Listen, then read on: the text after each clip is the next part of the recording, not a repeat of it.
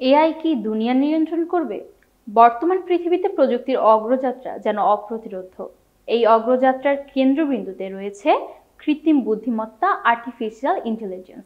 মানুষের মতো চিন্তা করতে পারা, সিদ্ধান্ত নিতে পারা এবং জটিল সমস্যা সমাধানে সক্ষম এই প্রযুক্তি আজ শুধু গবেষণাগারেই সীমাবদ্ধ নয়, এর প্রভাব পৌঁছে গেছে আমাদের দৈনন্দিন জীবনের প্রতিটি স্তরে।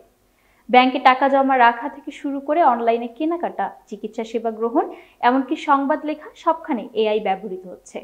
আমরা যখন অনলাইনে কোনো প্রশ্ন করি, চ্যাটবটের উত্তর পাই, সেটিও এআই এরই কাজ। গাড়ি চালনায় স্বচালিত গাড়ি যেমন বাস্তবতা হয়ে উঠেছে, তেমনি ব্যবসা পরিচালনায়ও বিভিন্ন এআই টুল ব্যবহারের সময় ও খরচ কমেছে। তবে এখানেই তৈরি হচ্ছে উদ্বেগ। অনেকে প্রশ্ন তুলছেন, যদি এআই এতটাই দক্ষ হয়ে ওঠে তাহলে কি ভবিষ্যতে এটি মানুষকে ছাঁটাই করে দেবে, মানুষের সিদ্ধান্তের উপর ছায়া ফেলবে? একদিন কি এআই নিজেরাই সিদ্ধান্ত নিতে শুরু করবে, এমনকি দুনিয়ার পরিচালনা নিজের হাতে তুলে নিতে পারবে? বিশেষজ্ঞরা বলছেন, এআই এক ধরনের শক্তি যেটি ভালো কিংবা খারাপ উভয় দিকেই ব্যবহার করা সম্ভব।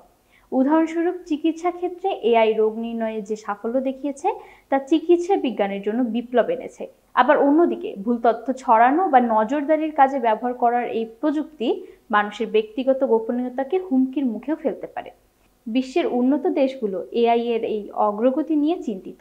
ইউরোপীয় ইউনিয়ন ইতিমধ্যেই তৈরি করেছে কঠোর আইন, যাতে এআই ব্যবহারের একটি সুনির্দিষ্ট কাঠামো গড়ে ওঠে। যুক্তরাষ্ট্র, চীনেও চলছে নানা ধরনের গবেষণা ও নীতিমালা তৈরির প্রচেষ্টা। তবে শুধু প্রযুক্তিবিদ কিংবা সরকার নয়, সাধারণ মানুষও আজ এআই নিয়ে চিন্তিত। চাকরি হারানোর ভয়, গোপনীয়তা রক্ষার শঙ্কা এবং ভবিষ্যতের অজানা দিক সব মিলিয়ে মানুষের মনে তৈরি হয়েছে এক ধরনের দ্বিধা। এখন প্রশ্ন হচ্ছে, এই কৃত্রিম বুদ্ধিমত্তা আমাদের সেবক থাকবে না আমাদের শাসক হয়ে উঠবে? ইতিহাস সাক্ষী, যে কোনো প্রযুক্তি যদি ভুল হতে পারে তা বিপদ ডেকে আনতে পারে। সুতরাং এখনই সময় এই প্রযুক্তিকে ঘিরে আন্তর্জাতিক সহযোগিতা, নৈতিকতা চর্চা এবং জনগণের মধ্যে সচেতনতা তৈরির।